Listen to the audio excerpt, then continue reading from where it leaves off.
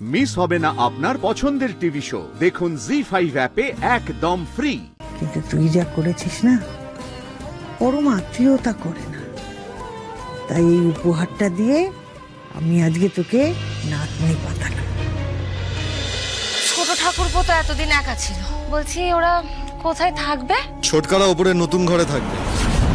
But সাক্ষ্য, ওই রুমটা তোমার ডান্স প্র্যাকটিসের জন্য তৈরি করা। আমি নিজে যখন ছোট কাকিমাকে এখানে নিয়ে এসেছি, তখন ওদের খাওয়া দাওয়া আরামের সব দায়িত্ব আমার। সুপারস্টারকে যতটা রসকসহীন ভেবেছিলাম, মানুষটা তো তেমনটা নয়। ওপরে হাব ভাব দেখালেও ভেতরে ভেতরে ফুর্তিবাজ আছে। ও দিদি ভাই। ঠাম্মি, তাহলে আমার ছুটি, আমি এবার আসি। ও মা, তোকে অত সহজে ছেড়ে দেবো তুই ভাবলি কি করে? আয় আমার সঙ্গে, বড় খোকা তুইও আয়। চলো। কোথায় না,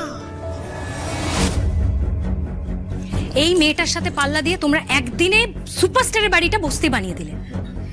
কি করব বলো তো মধুবনী? হ্যাঁ, দেখলে তো নিজের চোখের সামনে বাবু। তোমাদেরকে তো আমি ট্রেনিং দিচ্ছি, কোনো কাজ হচ্ছে না। না না মধুবনী, বিশ্বাস করো, কাজ হচ্ছে।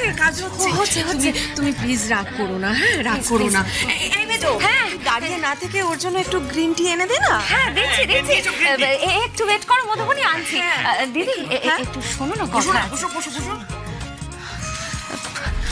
দিদি বলছি, মা তো আরশিকে নিজের ঘরে নিয়ে গেল গো, কি ব্যাপার বলো তো? সেটাই তো ভাবছি। তুই এই বুড়ি মানুষটাকে জীবনের সবচেয়ে বড় উপহারটা দিলি রে দিদি ভাই। মায়ের কোলে তার সন্তানকে ফিরিয়ে দিলি। সত্যি তোকে যে কি ভাষায় ধন্যবাদ জানাবো। ধন্যবাদ দেবেই বা কেন কাকু? বাউল কাকা বাড়ি ফিরে এসেছে, তোমরা সবাই এত খুশি হয়েছো, সবার মুখে আজ হাসি ফুটেছে। এতেই আমার মনটা পুরো গার্ডেন হয়ে গেছে গো। আর আমি কিছু করিনি, যা করার সব বজরংবলী করেছে। উনি তো বাউল কাকার সাথে আমার দেখা করিয়ে দিয়েছে, আর দেখো তোমাদের সাথেও দেখা করিয়ে দিয়েছে। আমি শুধু সুতো দুপ্রান্ত এক করে দিয়েছি, ব্যাস। ওটাই যে বড় ব্যাপার রে মা। বজরংবলী আমাদের সুদিন দিয়েছেন, সংসারের অর্থ কষ্ট মিটিয়েছেন, কিন্তু মনে শান্তি আসছিল না। তাই উনি তোকে পাঠিয়েছেন আমাদের বাড়িতে। তুই আমাদের সংসারটা পূর্ণ করে দিলি রে মা। সাক্ষাৎ লক্ষ্মী রূপে তুই আমাদের বাড়িতে এসেছিস। তাই তোকে আজকে আমি একটা উপহার দেব। বলতে পারিস মা লক্ষ্মীকে তুষ্ট করতে চাই। এই বালা জোড়া আমি তোকে দিতে চাই। দে, হাতটা দে। এ বাবা, না ঠাম্মি, আমি শুধু বাউল কাকার খোঁজ দিলাম বলে তুমি এত দামি গয়না দিচ্ছ? না ঠাম্মি, এটা আমি নিতে পারবো না। তোমরা বরং আমাকে একদিন লুচি মাংস খাইয়ে দিও, আমি পেট পুড়ে খাবো, আর কলকাতার মিষ্টি। তবে এটা আমি নেব না ঠাম্মি, এটা দিও না। আরে বাবা, লুচি মাংস খাবি, এটা আবার কি এমন বড় ব্যাপার? তোর লুচি মাংস খেতে ভালো লাগে আমাকে বললেই তো পারতিস। এটার জন্য এত কিছু করতে হবে নাকি? শোন, তুই আমাদের যে উপকারটা করেছিস না, আমাদের মন থেকে তোকে অনেক কিছুই দিতে ইচ্ছে করছে। মায়ের কথা কানা শোন, বালাটা রাখ। আরে বাবা, এটা তোর পারিশ্রমিক নয়, এটা হলো উপহার, আমাদের ভালোবাসা।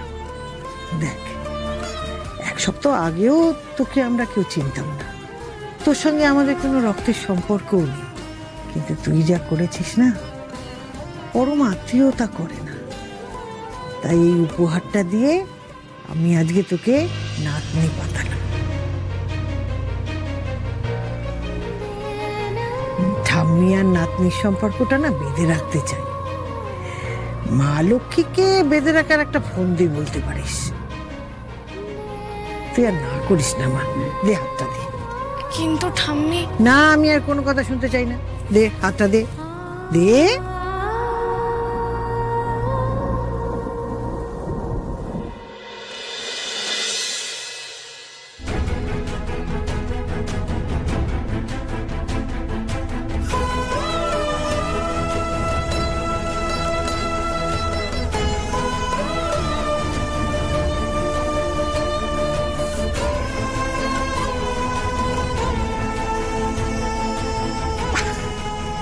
সুন্দর লাগছে।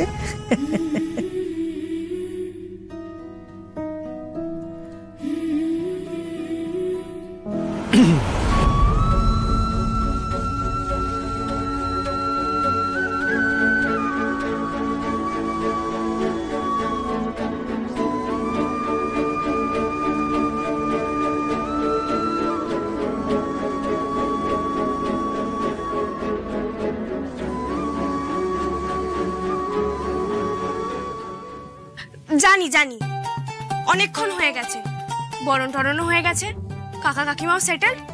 এবার যাতে আমি চলে যাই, যাচ্ছি যাচ্ছি। Thank you.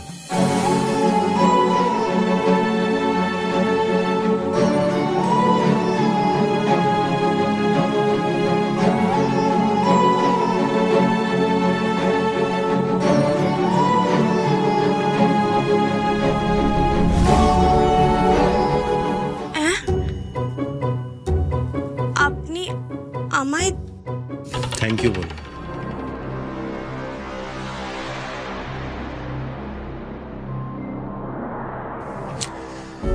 আমি জানি তুমি আমার নামে পুলিশের কাছে কমপ্লেন করেছো, আমাকে মেলাইন করার চেষ্টা করেছো,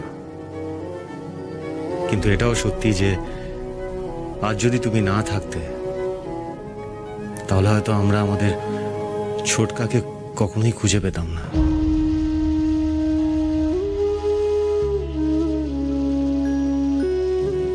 তুমি আমাদের জীবনের একটা শূন্যস্থান ভরিয়ে দিয়েছো,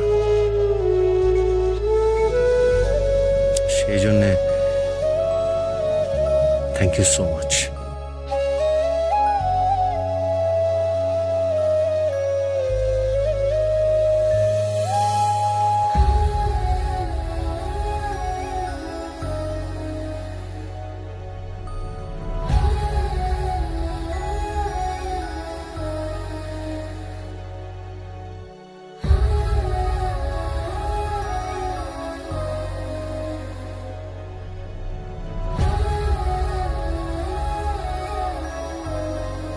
না গো কাকু, তোমার ছেলেটা ভদ্রলোক, ক্রেডিট মেরে দেওয়ার দোষ নেই। বলছিস?